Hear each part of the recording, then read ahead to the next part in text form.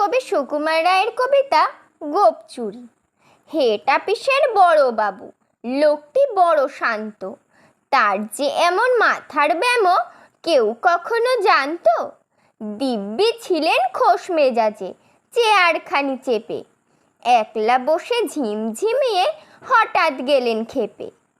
আতকে উঠে হাত পা ছুঁড়ে চোখটি করে গোল, হঠাৎ বলেন, গেলুম গেলুম, আমায় ধরে তোল।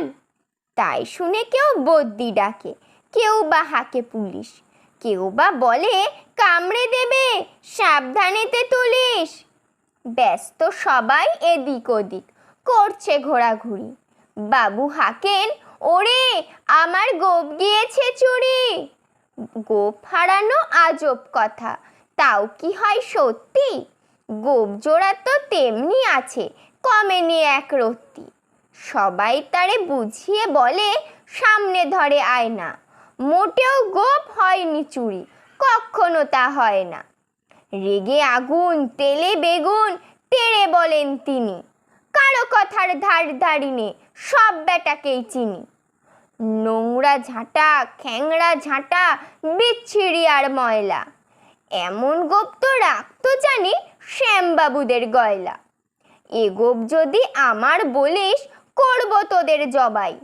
এই না বলে জরিমানা করলেন তিনি সবাই। ভীষণ রেগে ভীষণ খেয়ে দিলেন লিখে খাতায়, কাউকে বেশি লাই দিতে নেই, সবাই চড়ে মাথায়। আপিসের এই বাঁদরগুলো মাথায় খালি গোবর, গোপ জোড়া যে কোথায় গেল কেউ রাখে না খবর। ইচ্ছে করে এই বেটাদের গোপ ধরে খুব নাচি, মুখগুলোর মুন্ডু ধরে কোদাল দিয়ে চাচি। গোপকে বলে তোমার আমার, গোপ কি কারোর কেনা? গোপের আমি গোপের তুমি, তাই দিয়ে যায় চেনা।